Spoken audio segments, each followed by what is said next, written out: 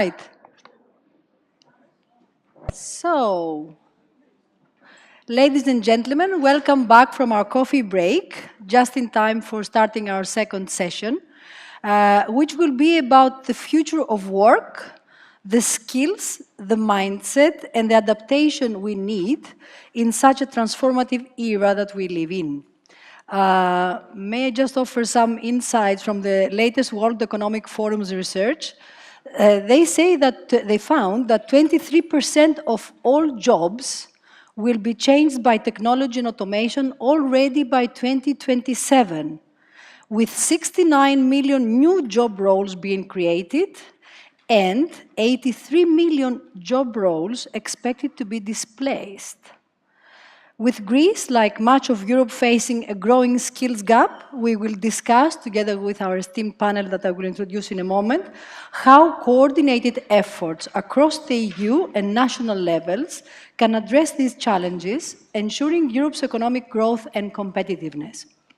We will also explore how businesses, governments, and individuals can better prepare for the future, reshaping their mindsets and fostering new skill sets that are essential to thriving in this rapidly changing landscape, and doing so in an ethical manner. So let me welcome our distinguished speakers, our distinguished specialists who will be the speakers of this session. Our first speaker is going to be Joost Korte, former Director General for Employment, Social Affairs and Inclusion at the European Commission. Mr. Korte is a recently retired senior EU official with extensive experience as director at different departments and institutions of the European Commission. With a background in European law, he possesses a profound understanding of EU policies and decision-making, and we are really honored to have him here with us today. Welcome.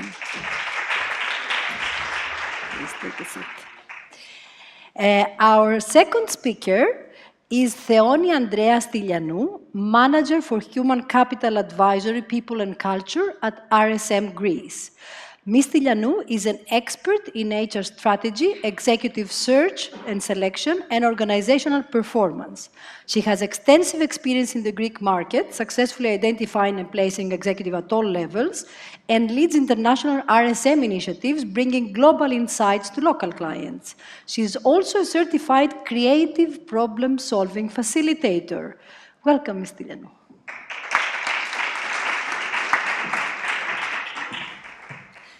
And our third speaker in this panel, who is right now on his way because he went to the wrong museum, but he will join us soon, is Dr. Ioannis Thanos, Assistant Professor of Management at Athens University of Economics and Business. Dr. Thanos has also taught in the UK and has received 8 Best Teacher Awards across 4 universities. Additionally, he has extensive experience as an international corporate trainer and event speaker on management, creativity, and the future of skills, while his work is published in top academic journals and presented at major international conferences. So we will soon have the joy to welcome him as well. But until he comes, we can still start and keep our timeline. So, Mr. Korte, I think you are going to tell us about why strengthening Europe's human capital is a precondition for growth and competitiveness, and how this can be achieved. Please.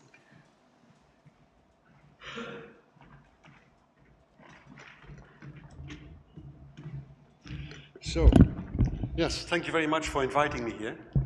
Like many speakers before, very happy to be here, and I think the Chamber should really be congratulated for choosing this topic on a day like today, when we're all in huge suspense.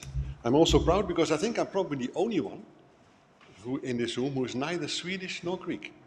And that, I think, is also, a token to the openness of the Chamber. But I have strong roots in both countries, so don't worry. I have made a few slides. I don't know if they are, there they are. To essentially underline the message that already came out, I think, a couple of times in the earlier panel about the importance of human capital, the importance of the people, and the importance of skills in these transitions that we are going through. I've been working on this issue in Brussels for quite a long time, And what I find fascinating to see is that this issue moved up from what I could say like a nice to have to an absolutely strategic necessity. And to underline that, I did these slides, which, as far as I can say, can also be given to you after the meeting. Some of them contain figures, which are maybe useful for you. The first slide is actually about Ursula von der Leyen in her so-called political guidelines, her program for the next 5 years, what she says about the importance of this topic. She brings in this quote, it's a literal quote from her political guidelines from the 18th of July, a great sense of urgency on the issue of skills and human capital. And she links it also very strongly with competitiveness, that this is an essential condition to have a competitive economy. And she brings in education, of course, which is the starting point, where everything starts, that people have the right skills and the right competences to become successful later. But then also, of course, once you have a job, lifelong learning, or now we tend to call it more upskilling and reskilling, also are important. The second slide is also another quote, where she brings in an element that you should like a lot, which is namely that we have to bring in much more than we do today in our policy making about skills and education, the interest of business. It's been lacking a bit, certainly I think in the educational community, which tend to follow its own logic. And that it is important for the future that the two branches work much closer together, that the education community gets a much better understanding what is actually needed from people when they graduate. Listen to the company, she says here, on what they actually need. And that EU support for this, which is quite substantial if you look at the funding that's available, should be much closer linked to the needs of the labor market and to those sectors of the economy that are crucial for the greening, the carbon neutral economy, and for digital. And I'm sure here in this room there are a lot of you who are precisely working in those sectors. As a concrete measure to give this operational follow-up, the President of the Commission also appointed a Vice President in her Commission specifically for skills. So that is also, I think, a proof of how important this issue is considered at all the levels. Mrs. Minzatu, I think she's called, will be the Executive Vice President for Skills and People in the next Commission that should normally start on the 1st of December. My next slide is about Draghi. Was also mentioned a couple of times before, rightly so in my view. This is different stuff. This is not a speech. This is a real report, and Mr. Draghi is a professor. So you have to sit and read it, and it's not easy reading. I think if you have all the annexes, it's more than 400 pages. I read the executive summary, which I think is 65 pages, which was already quite an investment. But this is different stuff. This is not easy political talking. This is really an economic analysis underpinned by a lot of statistical information, which I think is extremely well done, and which will also, I think, dominate a lot of the political discussions about this and other issues in the coming years. So I can also advise for those who haven't yet read it, really try to read it yourself, ask somebody in your company to really look at it, because I am sure this will matter a lot in the coming years. He makes in his broad analysis also a very clear link between human capital, skills, and the issue of competitiveness of the European Union, and also focuses a lot on the need for businesses. And here are a few figures which show you how difficult the situation actually today already is. Now, I'd be very interested also in your views later on, whether you can corroborate his view. He says that 25% of European companies cannot find the people with the right skills. 50% of the companies have major difficulties in finding these people. And 77% of the companies, they say that the newly recruited people, so freshly from school or university, do not have the required skills. And 60% of the companies say that the lack of skills in the digital area, in the ICT sector, is a real barrier to further investment. So the picture is quite somber. He then also combines this in a way with another trend in the EU economy that we see, which is aging and the declining population. Somewhere else in the 65 pages, he says that according to his scenarios, by 2050, Europe will lose 2 million people every year in the working age. 2 million people less every year in the age bracket between 20 and 65, which is the statistical definition for the working people. Other scenarios say that today it is already 1 million less every year. And I think also in Greece, the population does go down. In other countries as well. Overall, I think in Europe, the situation is less dramatic, but there are already pockets. So the scenarios here are also quite worrying, and certainly a lot less positive than they are in the United States, where the population is still growing. China is also shrinking very fast, so that is then maybe a bit of good news. My other slide is even a bit more about numbers, looking at the basic digital skills that are needed.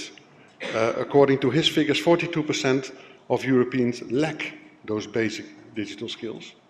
I don't know how you define this. I now managed, after my retirement, to do this PowerPoint myself. So I suppose that can be defined as a basic digital skill. Before I had people to do this for me, but now, and I can assure you, if you buy a MacBook, it's perfectly doable. But 37% of the people in the workforce also lack basic digital skills. And then the job vacancies that are there are very much concentrated in the clean tech manufacturing sector, where the job vacancy rate doubled between 2019 and 2023, and that 25% of the labor shortages are in those sectors, which are the ones that we need to move to a carbon neutral economy, and those are the ones that we need to remain competitive vis-à-vis the United States and China and other competitors. Here I have a graph which is probably a bit complicated to sum up, but again, you can have a look at it later. This shows you, taken again from the Draghi report, where the skill shortages and the job vacancies are. So I don't know if this corresponds also to your feeling in Greece, but I think so. And you can see that they go up everywhere.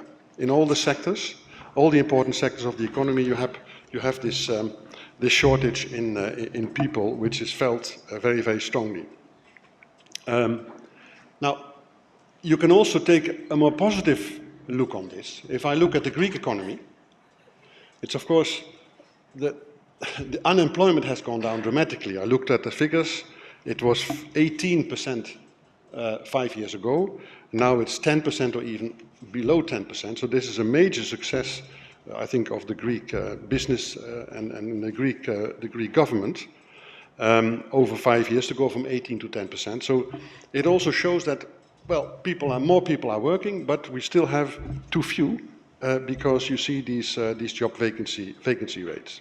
The unemployment rate in the EU average is only 6%. So compared to that, you see Greece is still on the high side, and there are member states where it's zero. I know in the Czech Republic there's zero unemployment. A bit more detail, only to inspire you to think and maybe also be a bit provocative. The European Commission does these scoreboards, as they are called, every year, about every member state. And there's also actually, for those of you who have the basic digital skills, to go on the Eurostat website, the statistical office of the EU, and you can compare countries. It's extremely well done. I didn't want to do that. I don't want to compare Sweden with Greece, because it's not a nice story for you.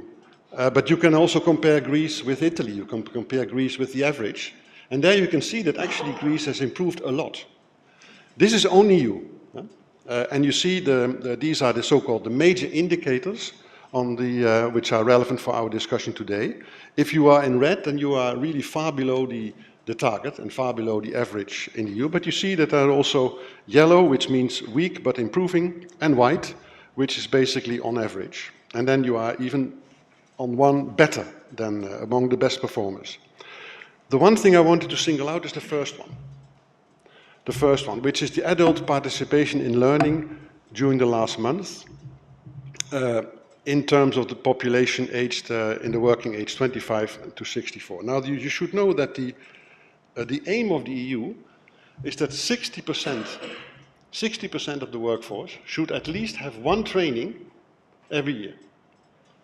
Today, according to the figures, it's 35% only that have one training per year.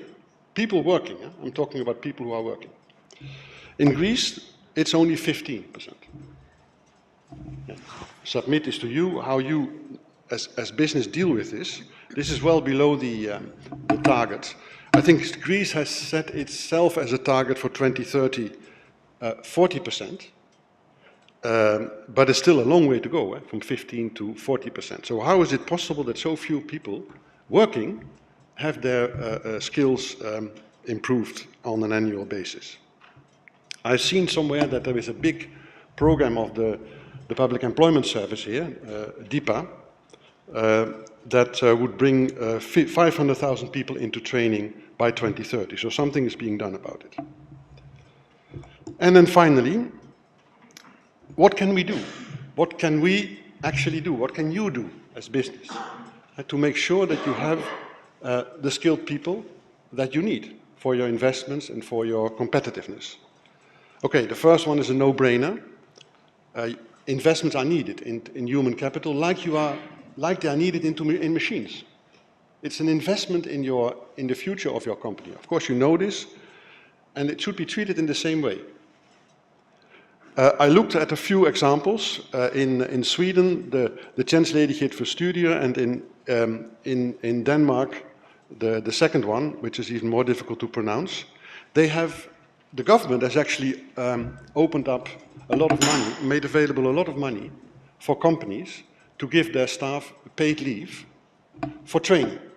In Sweden, it's up to 1 year. You can take leave for 1 year, and you are compensated by the government. In Denmark, I think the government provides a grant to the company, and the company then pays the person who goes on leave. Would it be an idea to create for every worker an individual account, which gives him or her the right to do some training, either time-wise or money-wise? The Commission and the European Union has actually made a recommendation on this point. Of course, these trainings should be relevant for the business. There is a lot of money available at EU and national level, and I think this is also good to remind you of. The next one is this better cooperation between the education establishment and business. I think this is really crucial. You are very well positioned in Greece with a minister who came from the education and who is now Labour Minister, Mrs. Kerameus. So she will have a good feeling for this, and I think this is really key. At the EU level, there is a program called Large Scale Partnership that promotes these cooperations. Mostly at the regional level, there's no one-size-fits-all. There's an example, for instance, which I use many times. It's Ferrari in the north of Italy, which cannot find any more people to work in their factories, and they have sitting together with the educational schools and institutions in that area, together with the social partners and the trade unions, to have a better understanding of what the needs are. Just to generate some further ideas about this. Skills forecasting, I mean, what are the skills of the future? For some it's clear, in other sectors it's not so clear. What kind of people do you need? And inject this into the planning and speak about it and mobilize forces that these training courses are set up. And then finally, how best to retain staff. We can have a discussion about brain drain and also brain gain. A lot of people leave, people who are well trained, most of the time at the expense of the companies. They have this perfect training and then they leave, because they can make more money elsewhere, or they see less perspective in Greece than in another country. This is obviously also an issue that needs to be tackled. Von der Leyen says a lot of things about this, including what she calls, I think, a right to stay. There is no obligation to leave your country. In fact, it's not even an objective of the EU that people leave their country. It's not at all in the interest. These are individual choices by people who see that they have a better perspective in another country, and mostly actually in the US. make it worse. If only they were to stay in Europe, but many of them go to the US because somehow the climate and the perspective and the qualities of life are better there. And that ends my presentation. Thank you very much. Thank you, Mr. Korte, for unlocking the European Commission's approach to the much-needed reskilling and upskilling and giving a lot of examples as well. Now on to you, Ms. Stylianou. I understand that you will address another very important aspect of the future of work that we do not hear so much about. How can our leaders not only help bridge the skills gap, but do so with integrity and purpose? Please.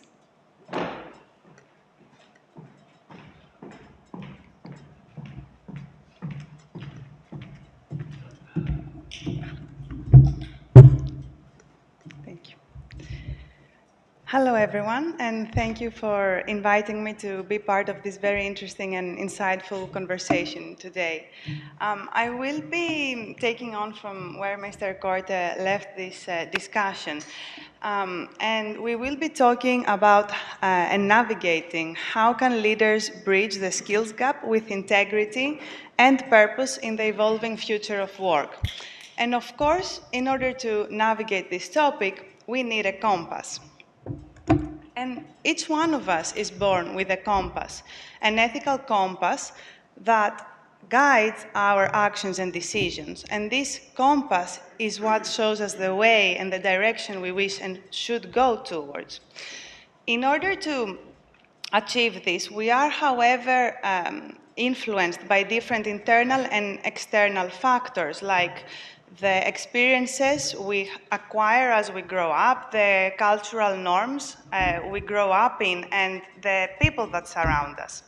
So, as the world evolves and as we want to grow the skills that will make us relevant in the future, what comes to my mind is that the basis of this should be a strong ethical compass for each one of us. And my interpretation has 5 key elements. The first one is the true north, the values, the core values and integrity, the unchanging principles that ground us. And as leaders, it is crucial that we stay true to these values as we are disrupted by different challenges. Then we have the compass needle, which always steers towards the true north, and the needle represents the commitment to aligning our actions with ethics. So as leaders, we need to make sure that we adjust our actions in order to stay on our path towards an ethical true north. Then we have east and west. These directions showcase the openness and adaptability. Ethical leaders who focus on these values are open to different perspectives, listen to others, and therefore make more informed decisions. Then we have South, symbolizing accountability, humility, and responsibility. Leaders who are grounded in these values continuously learn, and this helps them know their limits and trust the opinions of others.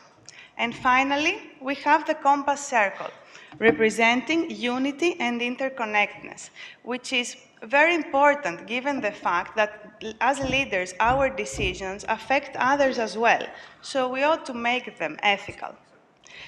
The way our ethical compass is set basically defines how we grow the skills for the future. If we build the skills on an ethical compass and on an ethical base, then we will achieve sustainable growth and development. We need to basically think, if we want to grow our skills in the use of AI and analyzing big data, are we doing this with a basis of ethical use of technology? Or if we want to build our leadership skills and our skills for social influence, are we doing this with a scope that benefits the whole society and not just our individual benefits? Or, for example, if we want to manage people, we want to learn how to manage people effectively, are we doing this in a base of trust and transparency and equity? as leaders, we need to answer these questions in order to help ourselves develop the skills of the future, but also support our teams to cultivate the right skills for the future. And we should set the way and our compass to lead us on an ethical path to leadership. So, in order to achieve this, what needs to be done? We sort of need to challenge the social status quo in order to basically help the people around us, because we're talking about people, lay the right foundations for sustainable growth and development. And perhaps it is understandable by all, but in today's world, we focus a lot on the immediate future and the instant gratification. For example, how many followers will I gain, or what the results of this year would be, or the profit of my project, or when will my next raise be. However, this gives us a 1 to 2 year time frame, right?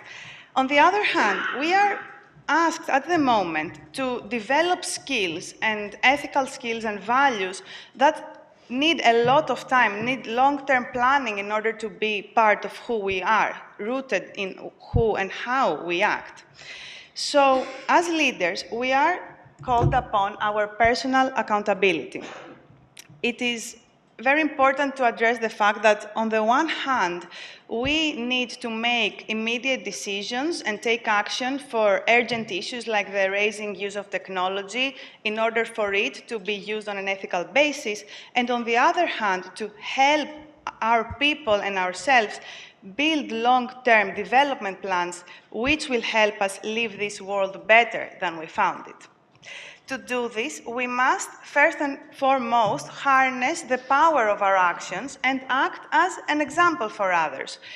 The way we lead people helps them also build a long-term plan of developing their skills and their values. So this builds sustainable growth and development for everyone. And of course, balancing the immediate demands with long-term commitment leads us to a crossroad. This crossroad means basically the complex problems that we are asked to solve in today's world. And remember, we have our ethical compass, so this is very important as we move forward. All of us, in our daily lives, we are asked to answer complex questions, questions that have need to develop our skills of continuous learning. We actually want to build new skills in order to approach these complex problems. And because the future is being shaped today by the actions we do today, it is very important to make sure that these actions and the skills we use for our current situation, but also for the future, are based on this ethical compass. So I want to ask you if I can have a volunteer.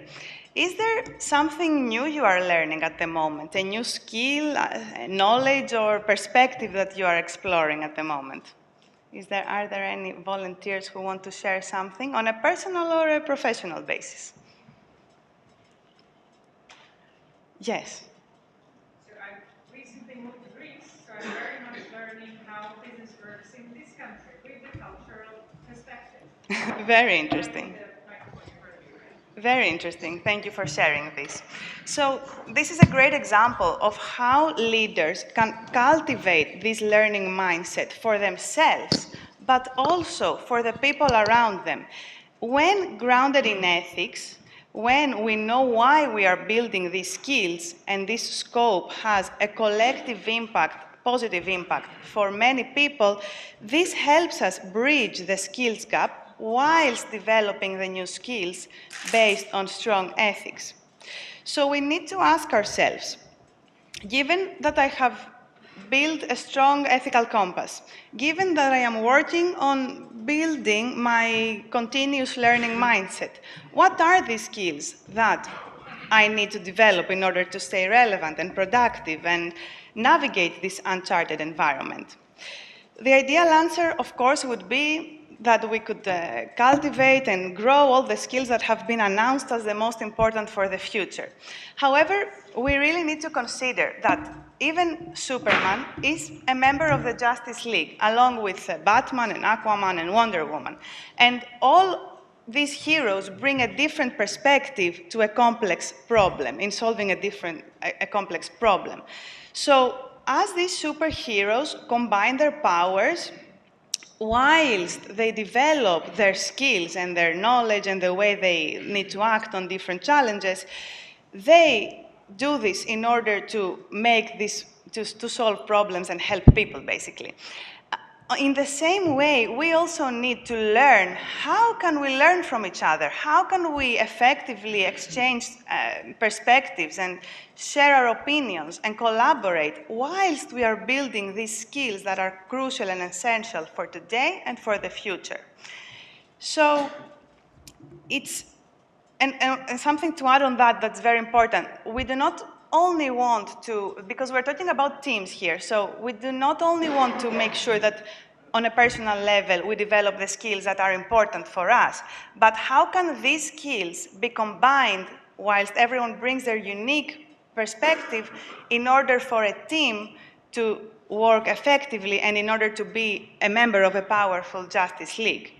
So at this moment, as leaders, we need to think, when I advise someone to grow specific skills for the future, or when we select which are the most important skills for the future, it's very dependent on what the person we're talking to wants to achieve, what their goals are, what their purpose is, where do they want to go.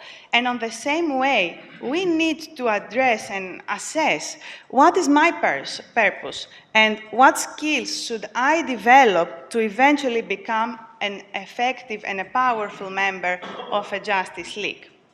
This journey starts with how we bring people into our organizations. So in the executive search and selection projects we undertake, and in our team as well, we focus on a skills-based recruitment approach, meaning that we do not only focus on the technical skills that need to be completed and to match the role or the position, but how this candidate, how a new leader can bring their and match their values and purpose with the organization's goals. For example, if a company aims to be a sustainability leader in the next decade, we need to ask ourselves and consider, what does this leader need to have in order to be able to navigate this purpose, to train, to communicate this purpose, to organize this purpose, and most importantly, to add value to this specific organization and purpose. And how their unique perspective can drive this vision forward. And these questions are, of course, very difficult and challenging to answer because we are talking about assessing the ethical compass of people.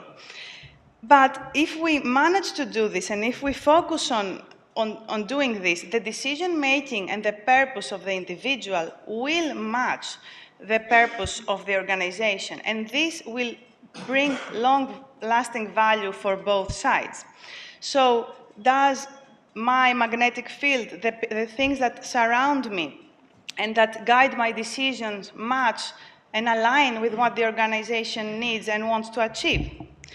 So we are all born with a compass, but it is up to us to decide what the magnetic field around us will be, what will be affecting our decisions. And it is up to us to decide what the true north will be, these unchanging principles that will guide us, and what actions, what elements will move the needle towards the true north or not. So as we do this, let's choose a true north that is based on integrity and purpose, and let's become an example for others around us. Thank you.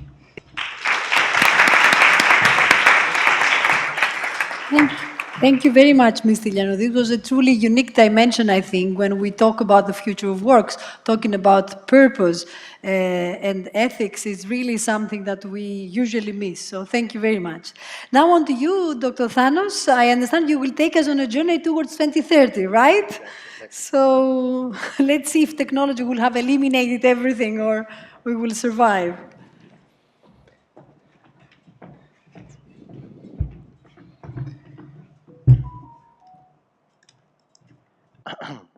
Okay. Okay, so hello, I hope you can hear me very loud and clear and so on. Everything okay? Okay, thank you.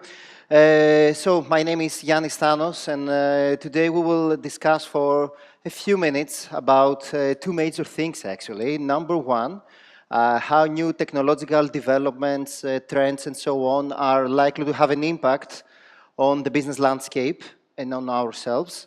That's the first part of the presentation. And the second part of the presentation, and I think I will move in this side, I think it's better. The second part of the presentation actually has to do with what kind of skills we need to develop in order to survive and have a sustainable competitive advantage and thrive in the new normal, as we academics say. Let's go slide by slide, and I'm sorry for turning my back, by the way.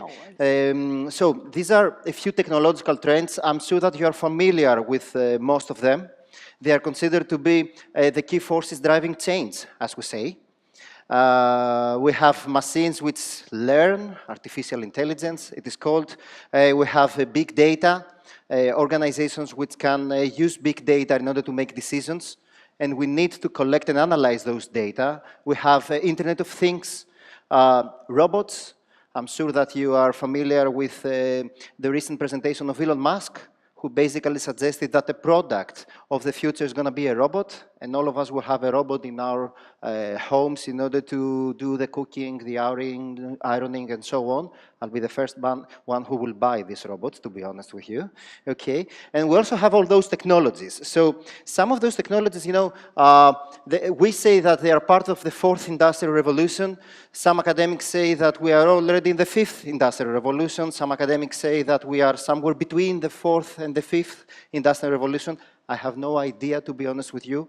The one thing that I know for sure, though, is that these technological trends are about to influence or have already influenced the way that we do business. And they have transformed the business landscape. So that's point number one. Point number two, we already seem to understand that those technologies are about to disrupt our jobs. Okay? And when we say disrupt, they will either eliminate some of our jobs. Some jobs in the future will no longer exist, like manual jobs. And number two, they are likely to create new jobs.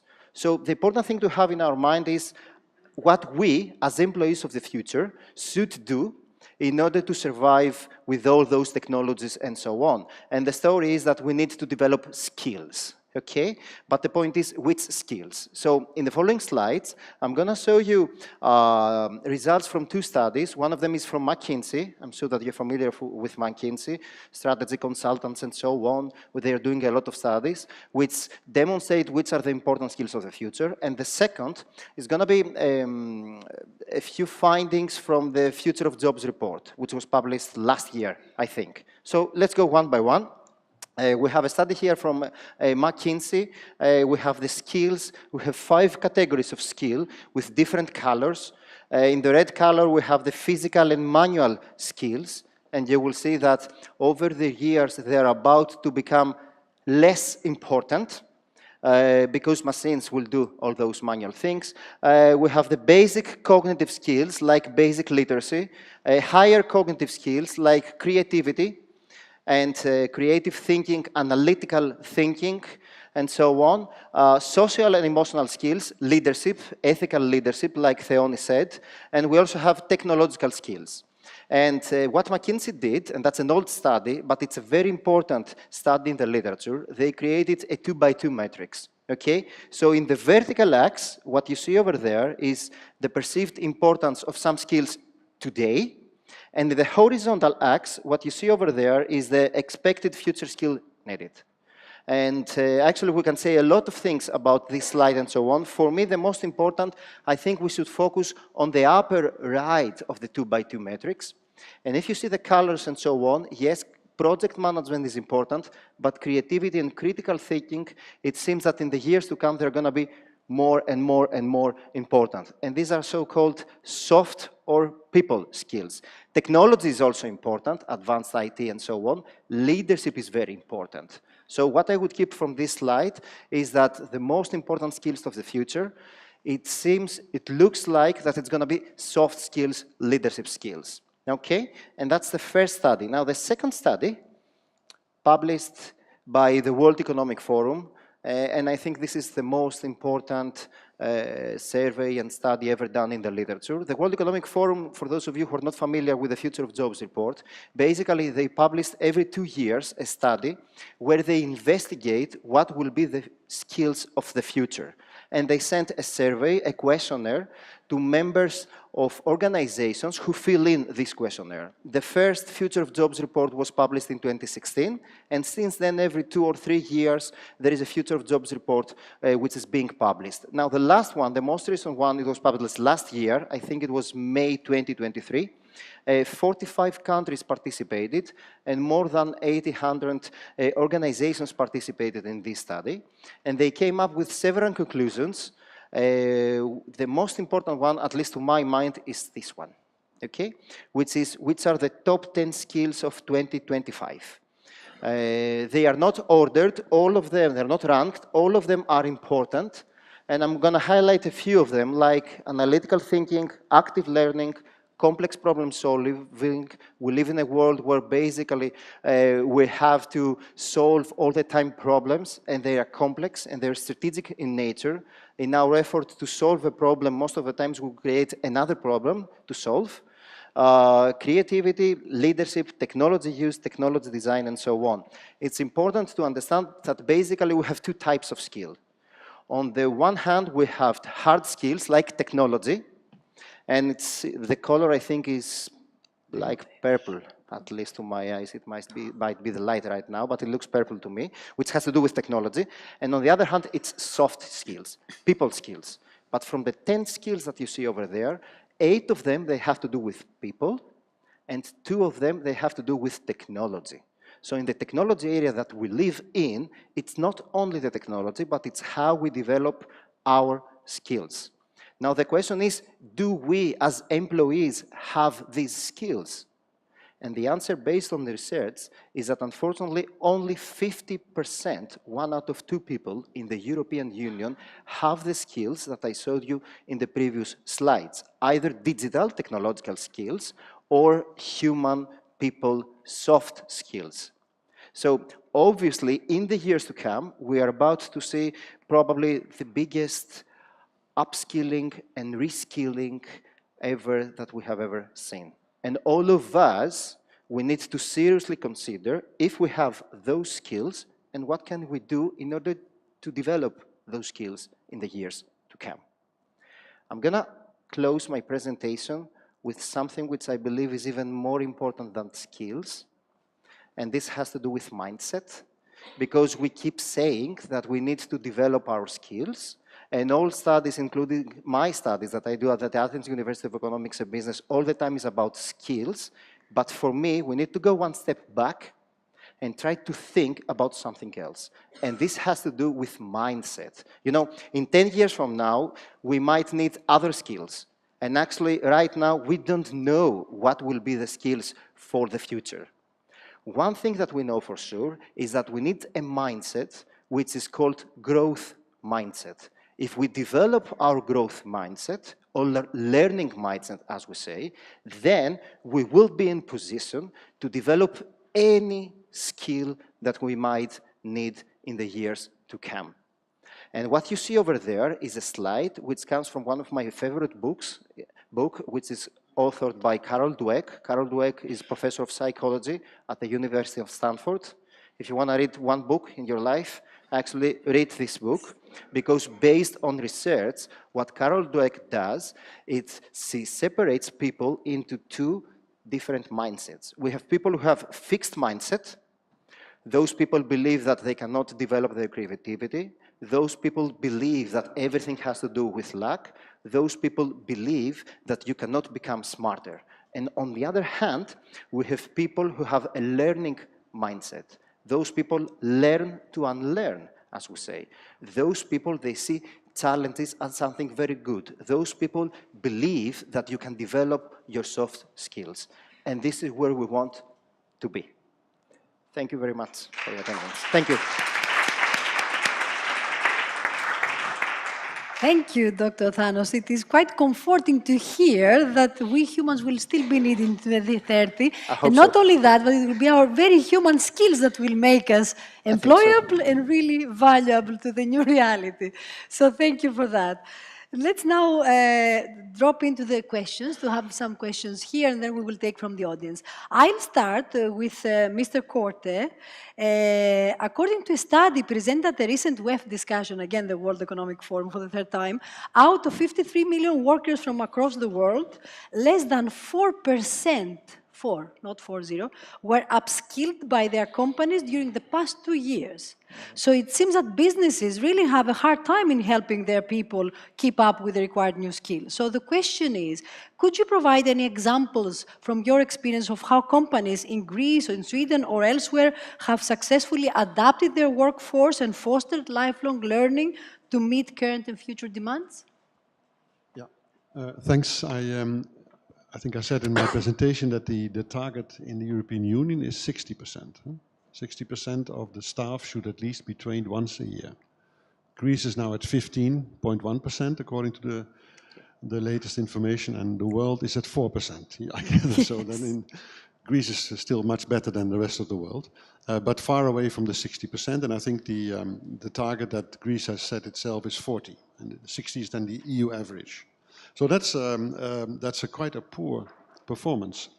I don't know, there are many studies have been done. Clearly, businesses need to step up and take this more seriously. And I think this was, in fact, the message from all three of us to the audience. But it's not easy. I don't want to give you the impression this is just, you do a training course for people once a year and you're okay. I think it has a lot to do also with the sort of the size of the company. We should never forget that 95%, I think, of the people in Europe who have a job, they work for small companies. So here we have a number of big companies, and I would really be interested to listen to you also how you see this. But they invest, I think, pretty well. And some of the, really big companies, they even have their own schools. But of course, the supply chain has all these SMEs. And if you have a company of 10 or 12 people, how can you do upskilling? Because you can't lose 1 minute your staff.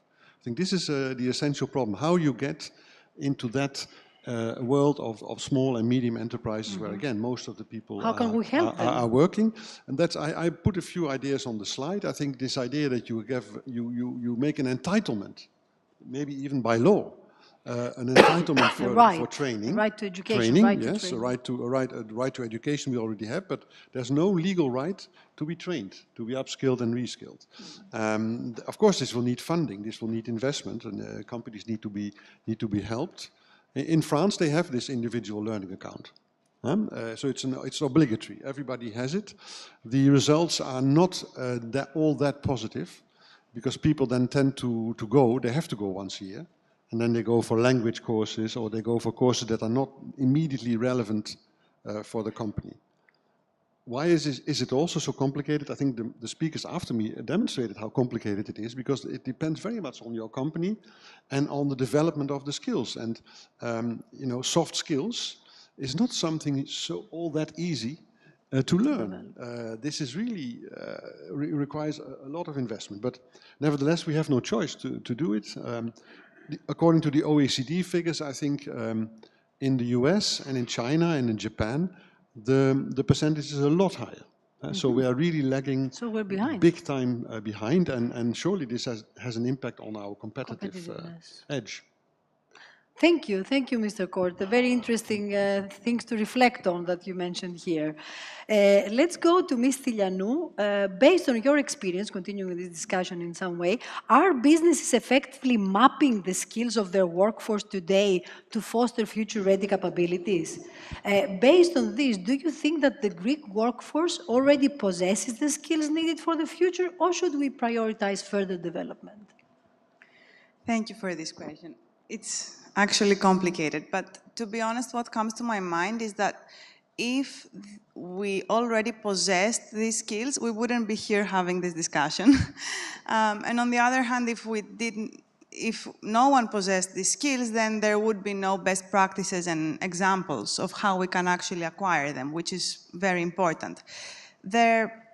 there is a understanding nowadays, which is changing, is shifting, that human skills or people skills or soft skills or however you want to call them are more important than technical skills. However, there is a gap in actually identifying them and assessing them and actually helping our people understand how they can develop them. So there are tools and assessment that are used, for example, like in recruitment or in assessing the performance of our people, which are used by some companies. It's not a practice used by many companies, but it depends on where we want to put the focus. So if our companies compensate us or give us a bonus based on quantitative results, then we do not focus on developing the qualitative results that we want and how we develop our skills or our values. And we therefore do not create a mindset that helps towards this direction. So in Greece, there is a solid foundation of skills and of talent, but we need to focus a lot on how we train and help all professionals who are talented and who we want in our country and in our organizations to see their future and their development within our organizations and help them develop this continuous learning mindset that we've been talking about in order to be resilient and in order to create a better future for everyone. So there is a lot of work to be done. That's what you are saying. And also, if you don't measure something, if you don't start by measuring where you stand, how can you develop, of course? Thank you very much. And let's go to you, Dr. Thanos. You mentioned in your presentation that people skills, in particular creativity, I heard critical thinking, will be key going forward. I have a three-pronged question for you, because you were late. The first that is, how do each one of us as individuals can develop critical thinking and creativity skills? The second one, how does the Greek education system reinforces or weakens the acquisition of such skills? Wow. And the third one is about the businesses. How can businesses drive the development of such skills in their workforce? Okay. Three dimensions. 3 dimensions, because I'm late. Okay. First of all, both of them work? Or It works. No, you work. this you one have your, works. Okay, yes. all right. So the first question was, how can we further develop... How each one as individuals, yes. How as can individuals, how can I develop such skills? Okay, creativity and critical thinking. And Okay, people I skills in have good general. news. Okay, it's very simple. Just come to the Athens University of Economics and Business. We offer courses. Okay, attend those courses, and after how long? I don't know, 1 year, you are ready. Okay, so anyway, aside from that, I think that if we want to develop those skills, we need to try new things. Number one, we need to question things, and we need to do things that basically bring us out, as we say, of our comfort zone. The problem is that we don't question our lives. The problem is that we are inside the box and we take everything for granted, and we think that life is like this. We have to change what we do. That's point number one. Point number two, we need to meet people who have a different background from us. This will help us to develop our creativity. Actually. Number three, don't forget, come to the Athens University of Economics and Business. So, the second question was? The Greek education system, does it reinforces or weakens the acquisition of such skills? I'm very curious to hear. I hope that you're not recording right now. According to the data that we have from the studies that we have done at the Athens University of Economics and Business, small kids, they are creative when they are born. A lot. A lot. Yes. Those of you who have kids at home, you know that. Then they go to school, and then we put them inside the box. Brain dead. And exactly. And over the years, basically, we kill their creativity. This is what we do in this country, according to studies that we have done at the Athens University of Economics and Business. Generally speaking, this is what we do in other countries as well. And it has to do with the education system. So we need to change the fundamentals of the education systems. And the reason for this is that we tend to emphasize how to memorize things. We tend to emphasize how to find the one and right only solution to a problem. And, you know, memorizing and finding the one and only right solution to a problem goes against creativity and critical thinking. It's a killer. It's a killer. Exactly. Yeah. So we have to change the fundamentals, as we say, of the education system.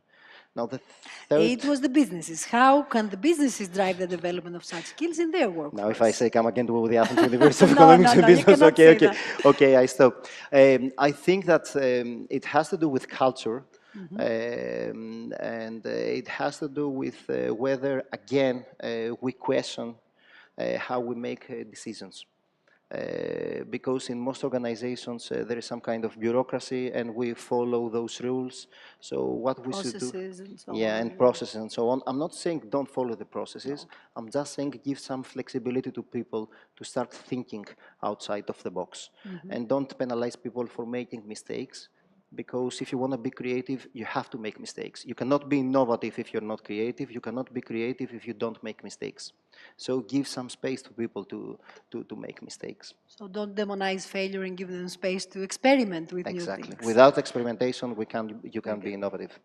Okay, I have lots of good questions to continue, but I would like to see our audience now because I think it's a very interesting discussion. Do we have any questions from the audience, please? Be interactive. There is one. Yes? The microphone, There's please. one at the back, There. It's very far in the back.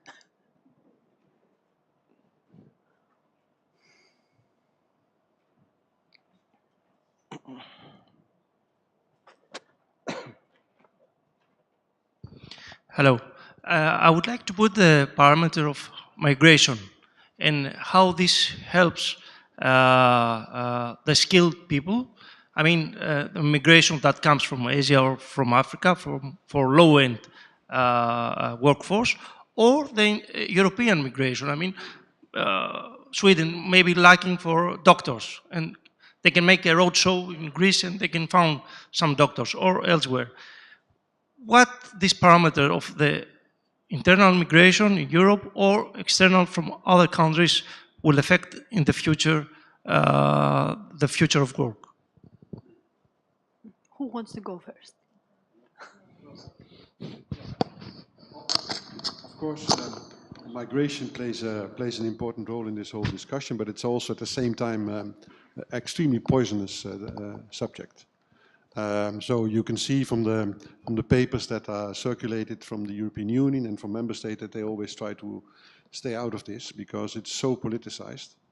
But it's a matter of fact, I think, and generally accepted that one of the reasons why the United States economy is so much more booming than ours, and that the labor productivity of the American worker has grown so much better than ours, is immigration.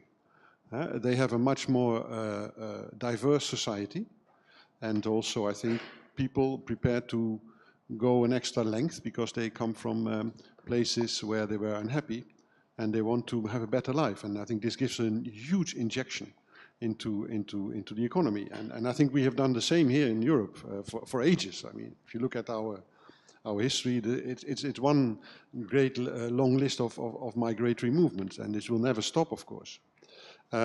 So yes, I think it's important. Now, between the EU member states and from the outside is then again a bit of a different discussion. Between the EU member states, migration is very low. Right? If you look into the fact that you can actually, as an EU citizen, if you have a passport of one of the 27 member states, you can go anywhere you like, work, study, retire, and stay. This doesn't exist anywhere else in the world. So this is extremely precious. And if all the sort of opinion polls that are done, they select this, the Europeans find this the most important benefit of the EU, but still they don't actually use it that much. I think something like 3 or 4% only has never really taken off. But of course, again, the political discussion is a very different one. The whole Brexit mistake was made on false numbers of migration. What we see today is that, in fact, there is still migration in the EU, but people go back to where they came from. That's the biggest move. It's also interesting. Why? Because countries like Poland, but also, you know, Czechia, Slovakia, the Baltic countries, which people tended to leave, people go back. Because the situation in those countries has improved a lot. There's no point in doing a shitty job in glass houses in horticulture in the Netherlands when you can have a good job in Poland. So, and then the population is going down in Europe. So the reservoir is basically empty. So the only possibility is then migration from third countries. And there, again, this is complicated stuff. There are also economic analyses that say that, in fact, the same problems that we are now having with our population will also happen with the second or the third generation of migrants. So it's not cannot be a permanent solution. But if you look what member states are doing, they are all recruiting big time in third countries. They don't talk about this. I mean, I'm speaking too long, but one sort of anecdote that I want to share with you. The same day that Germany introduced border controls in the Schengen area to keep the illegal migrants out, the chancellor was in Uzbekistan to negotiate an agreement to find people. Why? Because they have no train drivers, they have no truck drivers anymore in Germany, and they need them. So, and everybody's doing the same. The Germans are hyperactive recruiting, but then, of course, not the ones that come asylum seekers, but they want to find the people they really need. And this is very sort of, yeah, I don't like this discussion, but that's the reality. Behind the scenes, a lot is done. Thank you. Thank you. Ms. Stylianou, want to complement, to add? I didn't know all the background of the story, but from a business point of view, I think the population issue is very important and it's affecting everyone. It's one of the main factors why we are struggling so much to find talent, to attract and retain talent, especially in Greece, but in Europe as a whole. So it will be linking back to migration and to how we welcome and how we help people who have chosen a different country for their living to actually feel as if they are part of this country and develop the skills they will need in order to actually be able to be absorbed in the workforce. So I think this is definitely a challenge that we are facing and that we will need to be facing.